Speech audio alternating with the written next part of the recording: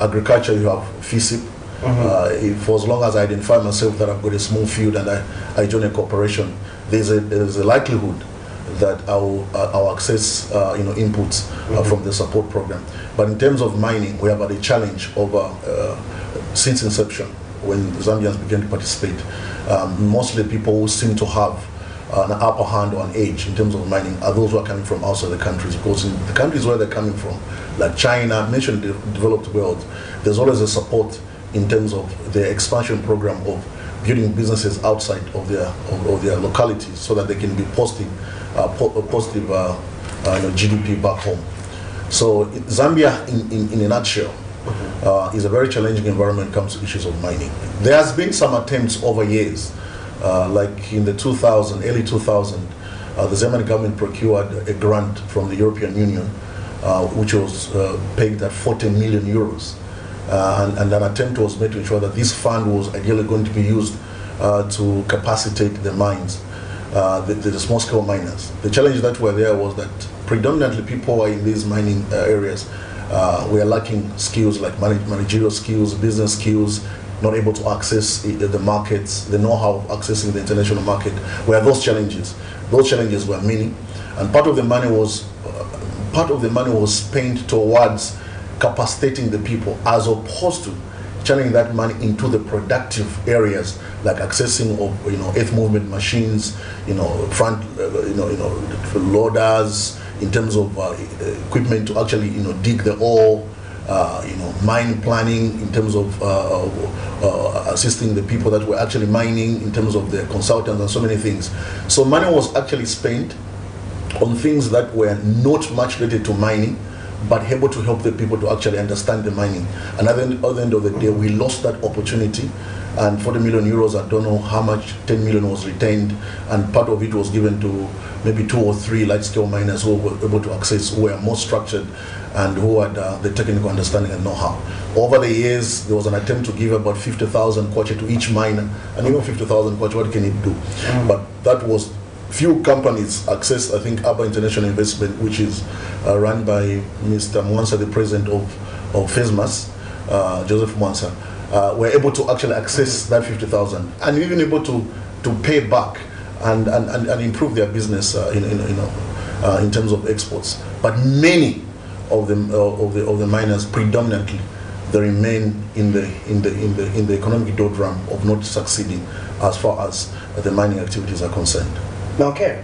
Now, let's begin to look at the issues that have to do with one, Mr. Chewe, acquiring, for instance, a license. There have been concerns out there from some sections of society that it is very expensive acquiring a mining license. Let's begin to speak to those issues, Mr. Chewe.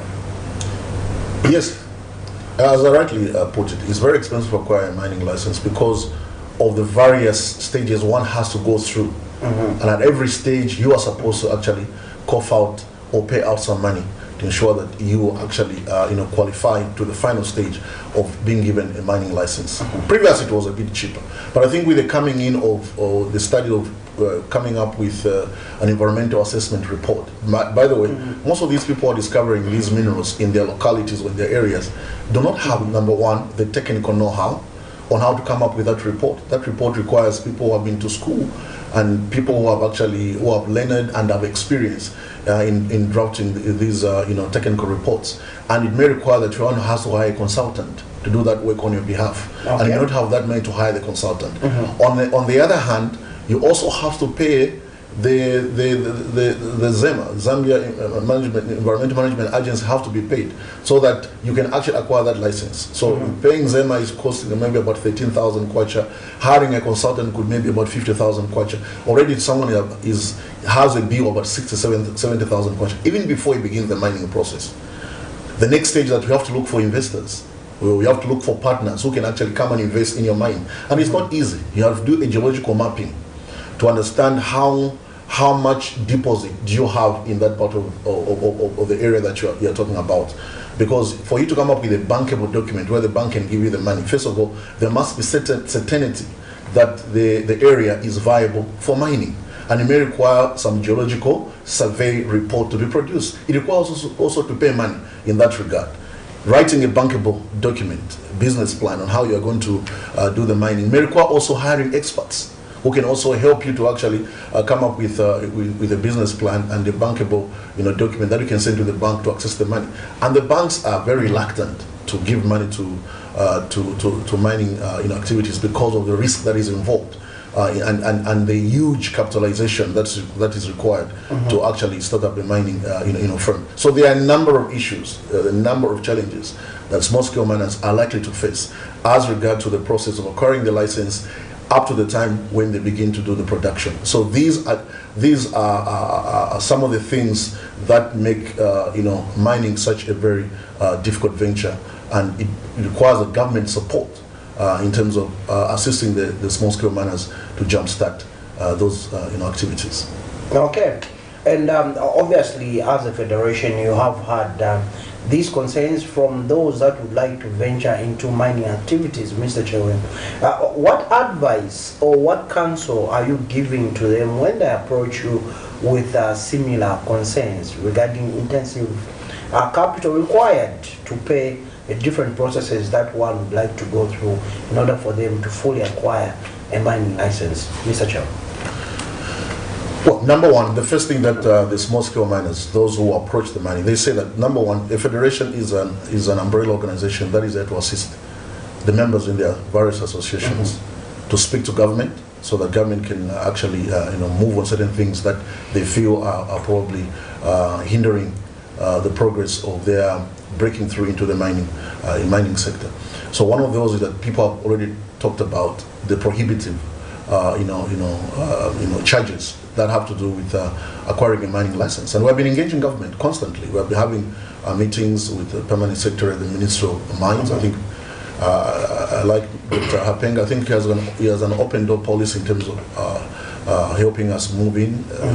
Minister Kabuse also has been quite candid in terms of allowing small-scale miners to actually have a voice or to actually sit on the table and negotiate over these issues. And we are hoping that as time goes, some of these rigidities or the bottlenecks, the president called them the bottlenecks, are actually broken down, and we can have miners accessing these mining licenses at a cheaper price.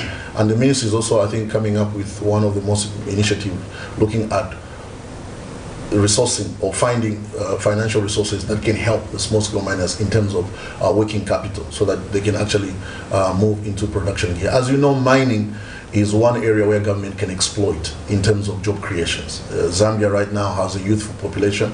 2 days ago we were celebrating the World Population Day, and the population of Zambia predominantly is above 35, between 15 to 35 years who are between 35 years old are almost about 80% of our population, 79% of our population, which means Zambia is a youth population, and the demands on the economy and the government is huge. So if we can actually move towards opening up the mining sector, so that we can create jobs, and that will help the government in terms of absorbing this swath of the young people that are actually getting on the market looking for jobs. As you know, the graduation rate, people are graduating far outstrip the rate of absorbing people into the industry. So the mining sector poses such a great opportunity for us to invest, so that we can open up these, allow people who are having this mining license, not just to have a mining license, but find a way of helping them in terms of working capital, so that it can be part of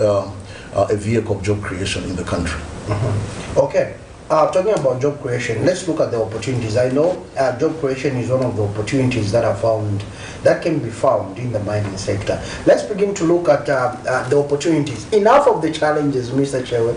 Let's come to the opportunities in the mining sector. Job creation is one of them. Let's begin from there. Yes, you see, the mining sector all over the world, globally, I'll give you a very good example. Countries like Australia, countries like China, Chile, mention all this, but let me specifically single out Australia.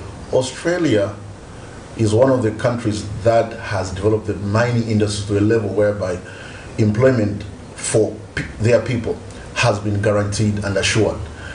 you find that most of these mining areas are located in rural communities. The Aboriginal, the Aborigines of Australia. Yes, most of the Aborigines are actually employed in the mining sector because most of the mineral deposits are in these outlying areas, and they benefit the community in terms of job creations, in terms of upskilling them, creating opportunities for them to go to school, creating opportunities for road constructions, in terms of technological advancement in these areas. At the same time, recreation facilities, social amenities in terms of schools, hospitals. These come from the mining sector. And you find that at a time when the world was facing serious challenges in terms of COVID, Australia made revenue from the mining sector to the tune of $271 billion.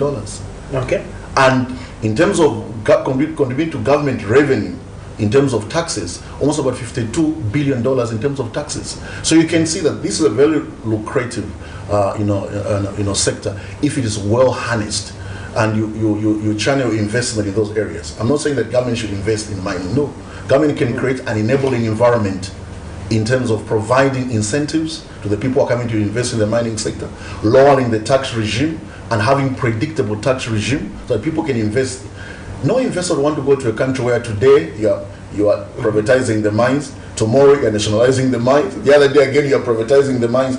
That creates an unpredictable environment. So you need to be very forthright in terms of how you project your tax policy as well as your mining policy, that there's a stability in how people can actually view the way you're running that, and it helps in terms of investment.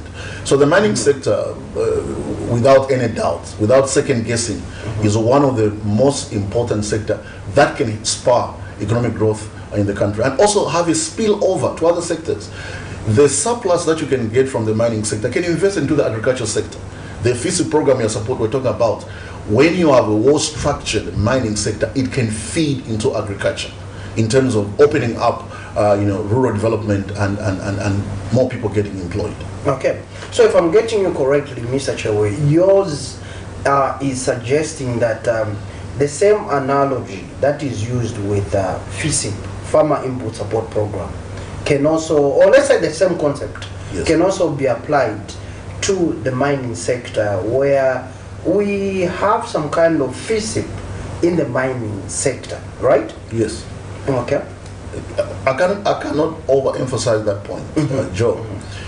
You look at the aspect of the FISIP.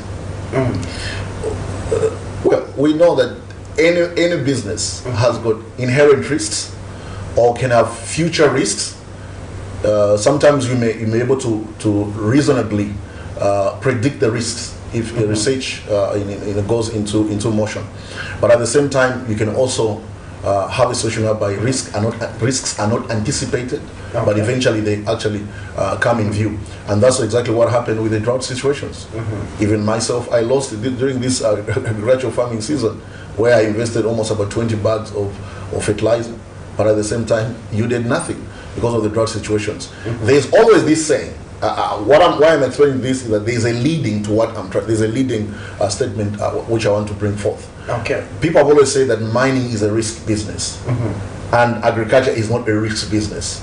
But this year we came to realize that even agriculture can be a risk business if no investment is done in terms of investing into technological equipment to be able to predict reasonably the rain pattern and all these issues, or able to migrate from the rain-fed agriculture to irrigation. So each sector has an inherent risk, but there is more pronouncement of risk in the mining sector as opposed to agricultural sector. Why is that the case, Mr. Chair? Why is that the case? And I think one is because of the huge investments that is required into the mining sector. You need a lot of capitalization, these earth movement machines, technology that is required to actually move in, and then it takes time for you to begin to see production, because you can invest today but probably begin to see production after 10 years. But when that production comes, the benefits are huge, and they'll actually would have even drowned out your worries that you had 10 years ago that will not be able to make profit.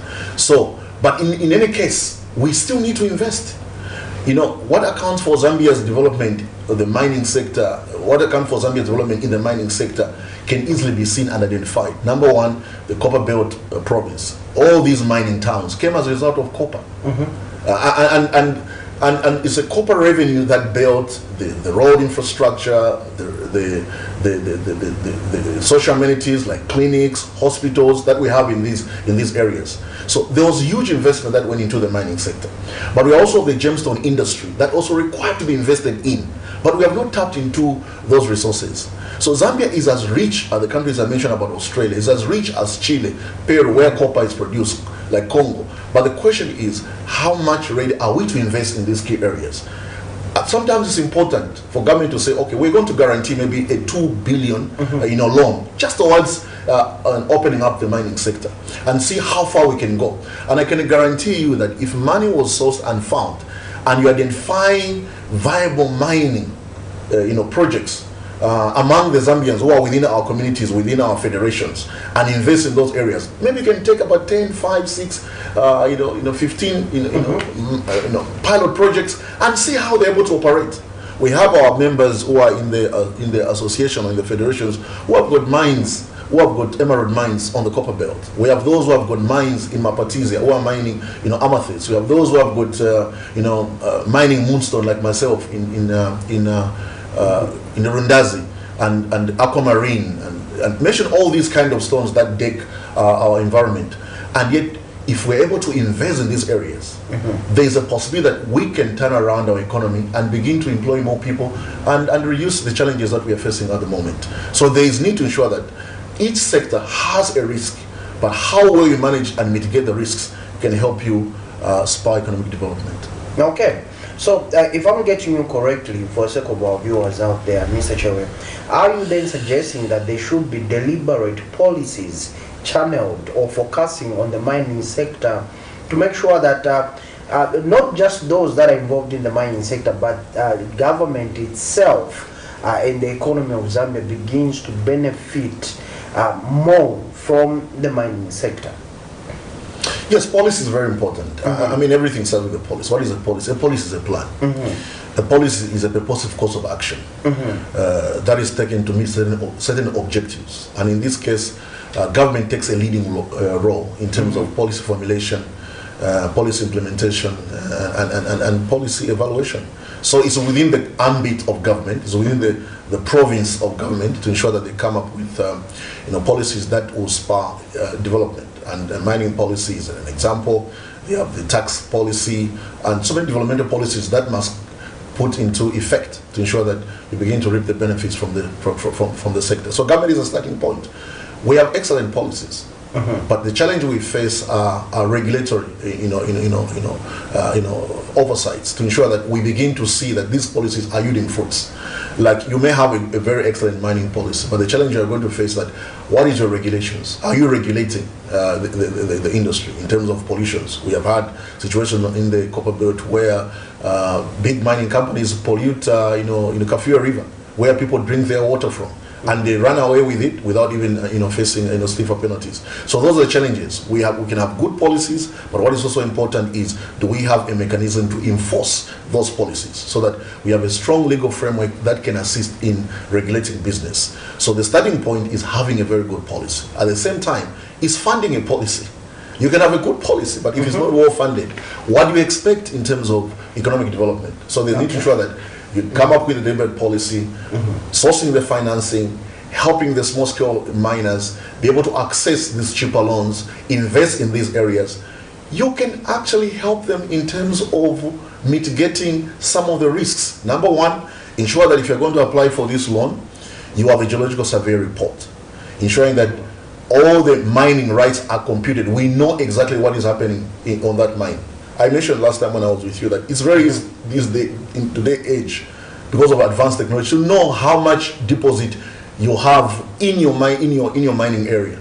There are these satellite images where you can actually shine it on or can beam it on your mine, and it's able to compute the number of carats, the number of kilograms you have in the mining sector. I have a friend of mine who's got an emerald mine on the Copper Belt, and the American investors wanted to actually invest in the mine. They said, okay, what you do, send us the coordinates, just the coordinates, and then they input them into the machines, and then they beam it from the earth, from where they are in the US, they're able to shine there. And they said you have got about 14 million carats of emeralds, which is very rich emeralds. We can move in and begin to do the mining. So when you have such kind of studies in all the mines, government has a developed policy to help the study in all these mines. It's easy for us to know which areas are viable and where we can actually channel our resources and invest in those areas in order to come up with the production that is required, sent to the international market and brought into the country. And by the way, Joe, most of these guys who own these mining licenses are Zambians. I mentioned to you last time, I said 96% of the mining licenses are owned by Zambians, and only 4% is owned by foreigners. But look at the contribution in terms of output. More output is coming from 4% as opposed to 96%. Why is that the case, Mr. Chair? Why is that the case? That is a question. You're having NFC. I'll give you a very good example. You have NFC, which is a mining company from China. Okay. NFC mining on the copper belt in Chambish area. In China, it is a state-owned company. But when it comes to register in Zambia, it registers as a private-owned company. They have the support of their government. Backed up by the government in terms of resources. You have the Exim Bank of China, you have the Industrial Commercial Bank of China, and these banks are owned by the Chinese Communist Party. They're able to provide the much needed working capital and capital to finance the buying of these heavy equipment machines, invest in technology, invest in new mining techniques, and do everything that is required to ensure that they are profitable ventures and they are posting positive growth to the GNP of China. So the gross national product of China is actually ballooning every year because of the deliberate policy of the Chinese government to invest in citizens or in corporations that go out of the country to do the mining as well as invest in other areas. So it's one critical example I'm about to give you to say that these 6% about of those companies that are mining in Zambia, as opposed to 96% of Zambians who have got mining licenses, are doing better because of the cheap financing mechanism they've been able to work out. So what we require from a Zambian government comprehensively to go forward is to ensure that we come up with innovative financing mechanisms that can help these mining companies to actually be able to post serious economic benefits to our citizens.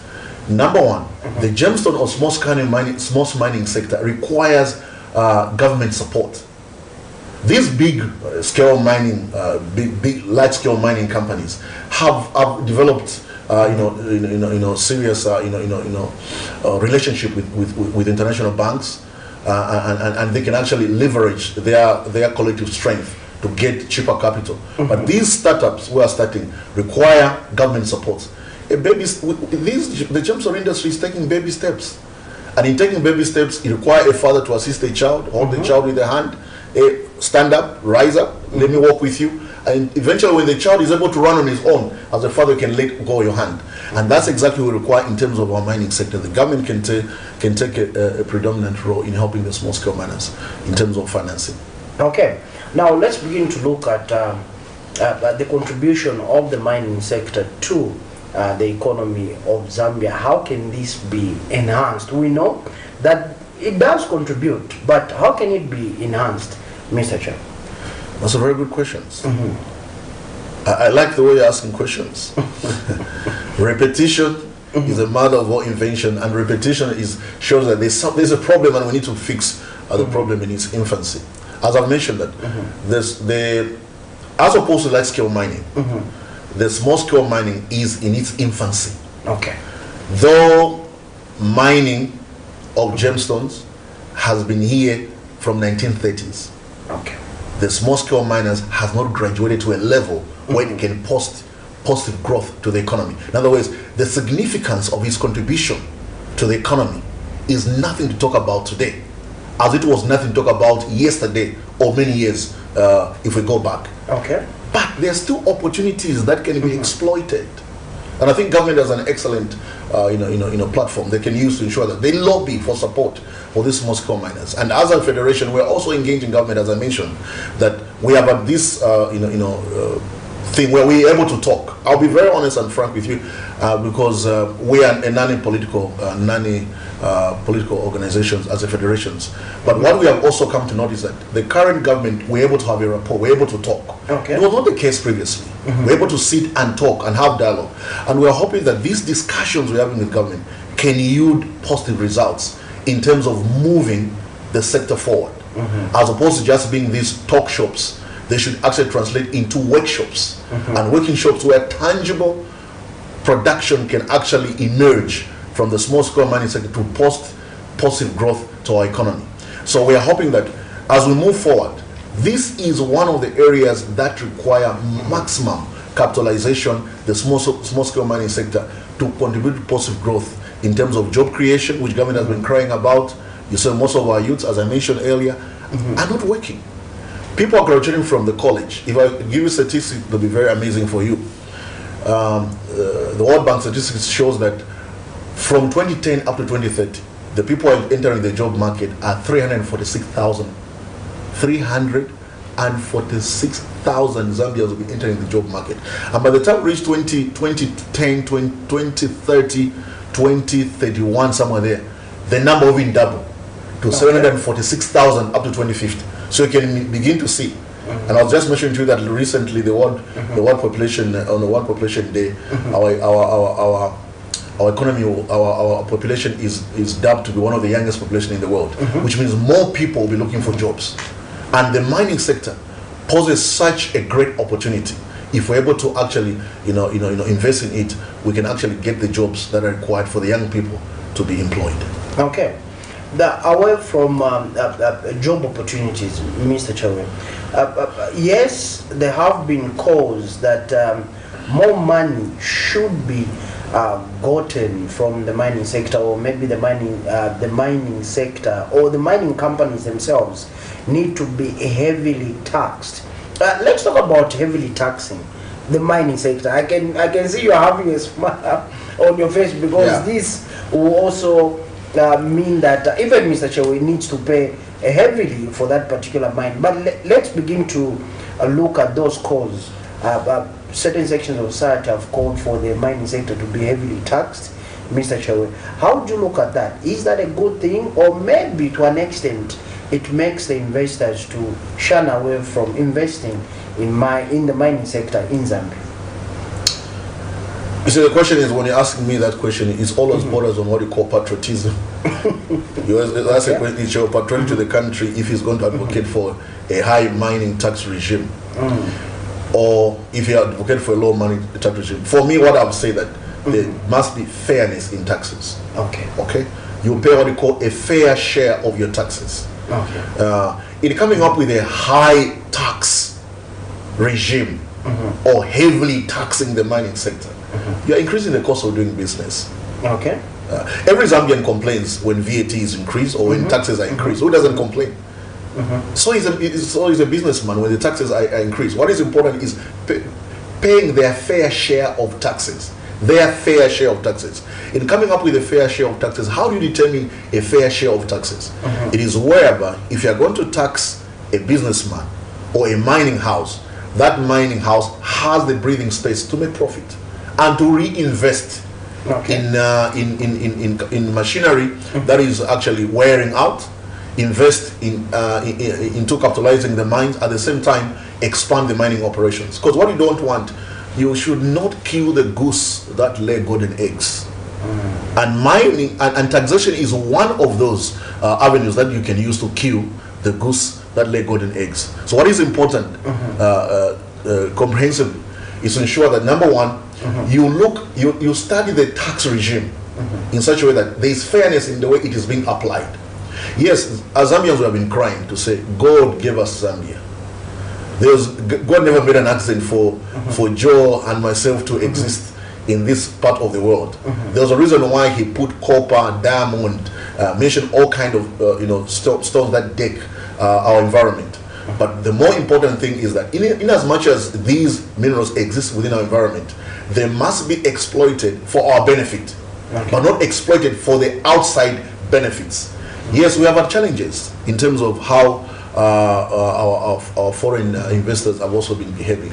There was a study that was conducted that almost about Africa loses close to about $29 billion in terms of fictitious accounting by these foreign companies, in terms of transfer pricing.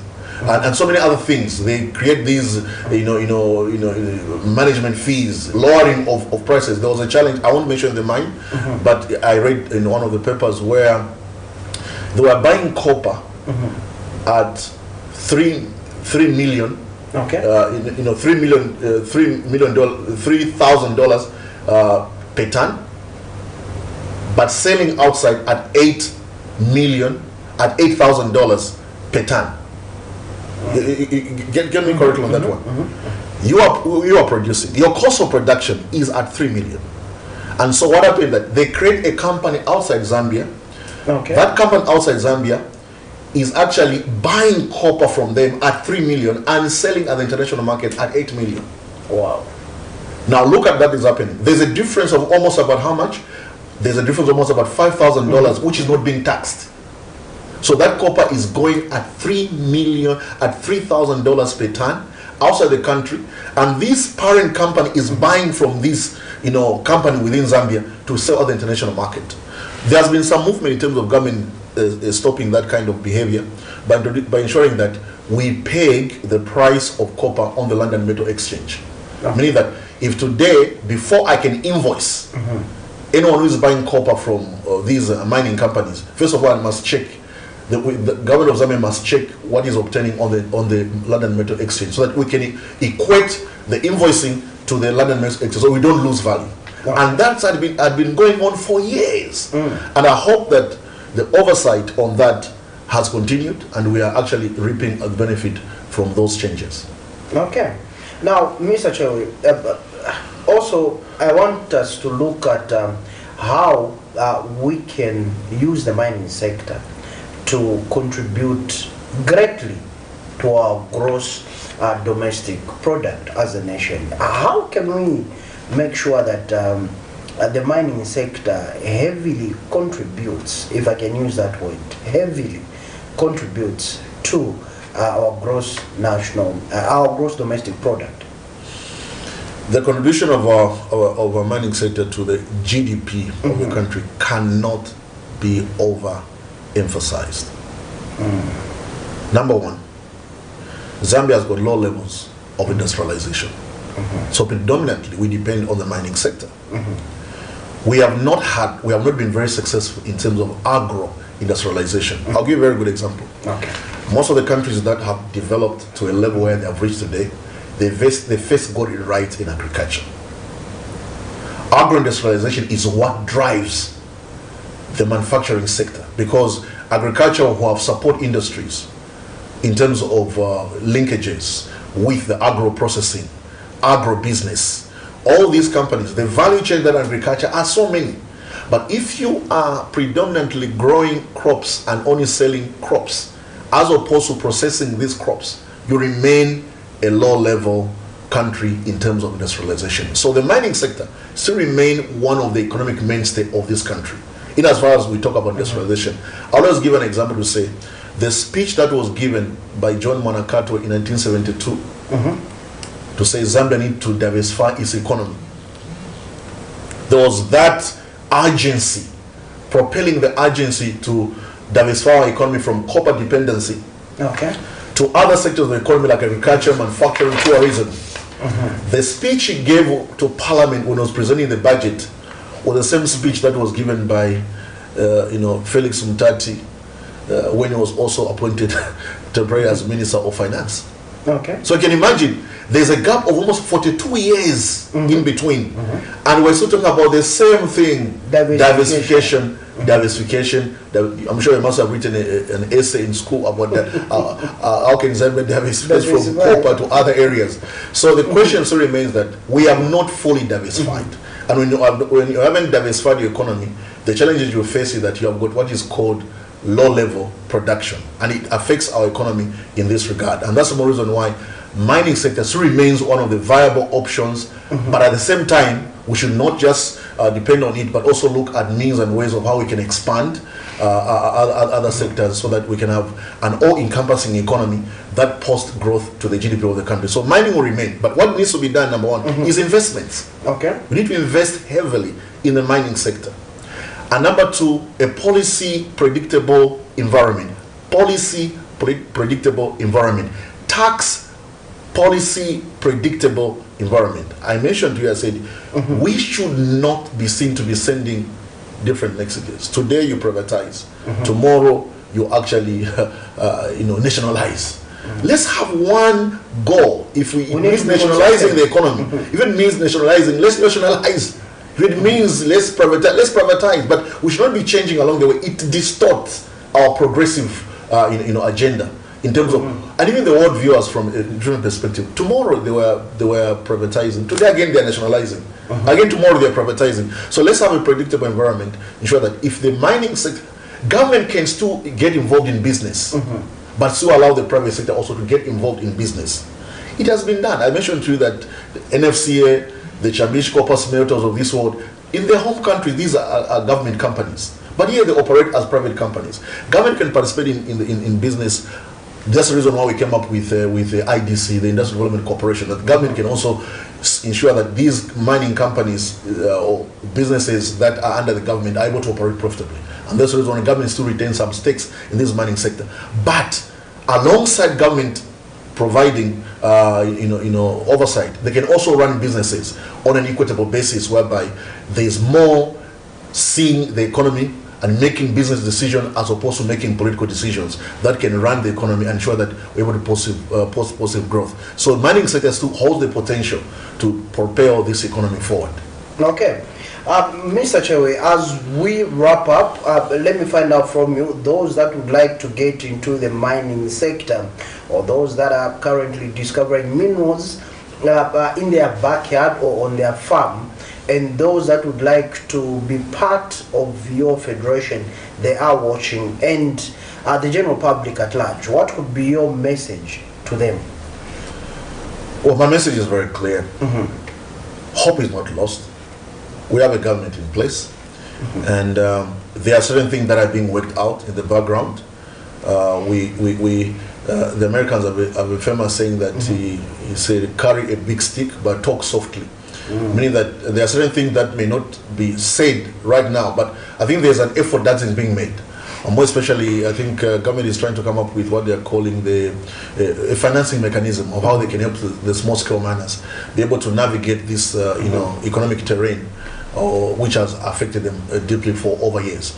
So we are hopeful that the mining sector can actually begin to contribute positively, more especially in the areas of the small-scale mining, so that we can have a better economy and create jobs. And I'll still emphasize, the jobs that we need to create for the young people are in the mining sector and other sectors as well, tourism, agriculture, and not to actually downplay them.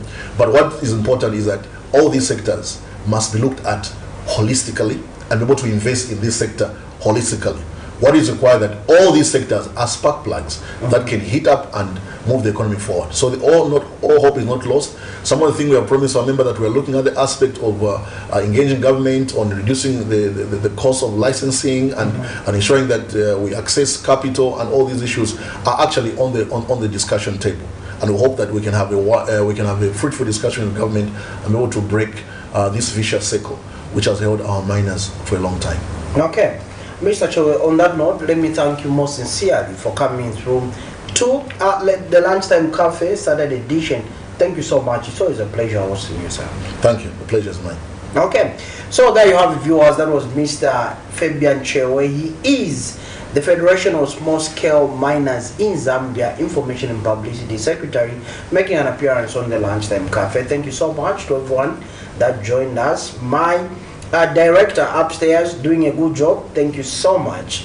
I have been your host, Joe Smarter is my name. Until next time, it's bye-bye and God bless.